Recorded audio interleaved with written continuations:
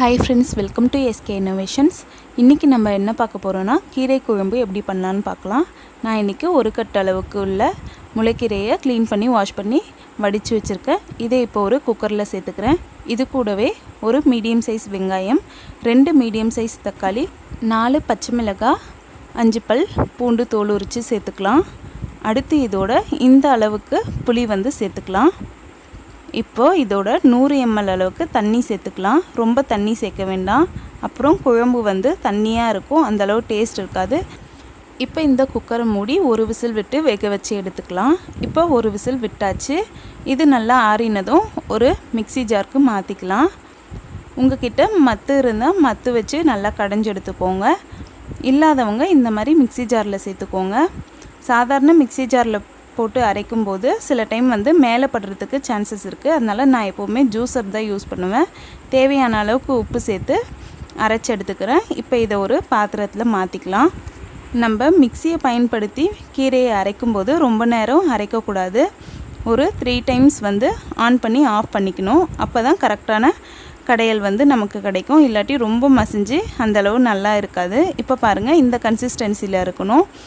அடுத்து இந்த கீரைக்கு சூப்பரான தாளிப்பு கொடுத்துடலாம்.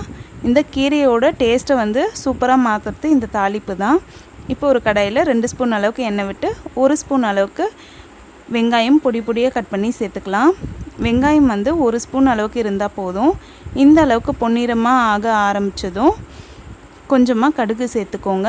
கடுகு நல்லா பொரியட்டும். நீங்கள் இப்படி செய்யும்போது ஃப்ளேம் மீடியம் ஃப்ளேமில் வச்சுக்கோங்க, ஹை ஃப்ளேமில் வைக்க வேண்டாம். கடுகு நல்லா பொரிஞ்சதும் கொஞ்சமாக உளுத்தம்பருப்பு சேர்த்துக்கலாம். உளுத்தம்பருப்பு பொன்னிறமாக ஆகிற வரைக்கும் நம்ம நல்லா வறுத்து விட்டுக்கலாம். இந்த வெங்காயம் நல்லா கருப்பாக ஆகிற வரைக்கும் அப்படியே இருக்கட்டும். இதனால் டேஸ்ட் ரொம்பவே சூப்பராக இருக்கும். இதுதான் இன்ஸ்டன்ட் வடகம் சொல்லுவாங்க.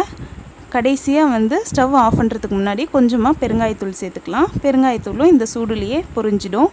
இதை இப்போ நம்ம அரைச்சி வச்சுருக்க கீரையில் சேர்த்துக்கலாம். இப்படி நம்ம இன்ஸ்டன்ட் வடகம் செய்து கீரையோடு சேர்க்கும்போது அந்த கீரையோட டேஸ்ட்டும் ரொம்பவே சூப்பராக இருக்கும். நாங்கள் இந்த மெத்தடில் தான் எல்லா கீரை குழம்புமே பண்ணுவோம். நீங்கள் இதே மெத்தடில் அரைக்கீரை கூட செய்யலாம், ரொம்பவே சுவையாக இருக்கும். இப்படி நீங்கள் செஞ்சு கொடுக்கும்போது குழந்தைகள் கூட கீரை வேணான்னு சொல்லாமல் ரொம்பவே விருப்பமாக சாப்பிடுவாங்க. பாருங்கள், நம்மளோட கீரை குழம்பு சூப்பராக ரெடி ஆகிடுச்சு. இதை இப்போ ஒரு சூடான சாதத்தில் கொஞ்சமாக நெய் விட்டு சேர்த்து சாப்பிடும்போது ரொம்பவே சுவையாக இருக்கும். கண்டிப்பாக எல்லாரும் இந்த சிம்பிளான டேஸ்டியான ஆரோக்கியமான கீரை குழம்பை செஞ்சு பாருங்கள். உங்கள் எல்லாருக்கும் ரொம்பவே பிடிக்கும். இந்த வீடியோ உங்களுக்கு பிடிச்சிருந்தால் லைக் பண்ணுங்கள், உங்கள் ஃப்ரெண்ட்ஸோடு ஷேர் பண்ணுங்கள், அண்ட் எப்படி இருந்துச்சுன்னு கமெண்ட் பண்ணுங்கள். நம்ம சேனலை ஃபஸ்ட் டைம் பார்க்குறீங்கன்னா மறக்காமல் சப்ஸ்கிரைப் பண்ணுங்கள். அப்படியே பக்கத்தில் இருக்க பெல் ஐக்கானையும் கிளிக் பண்ணிக்கோங்க. அப்போ தான் நான் அப்லோட் பண்ணுற ஒவ்வொரு வீடியோவும் உங்களுக்கு நோட்டிஃபிகேஷனில் சேரும். இதே மாதிரி நாளைக்கு இன்னொரு யூஸ்ஃபுல்லான வீடியோ பார்க்கலாம். தேங்க்ஸ் ஃபார் வாட்சிங் ஃப்ரெண்ட்ஸ்.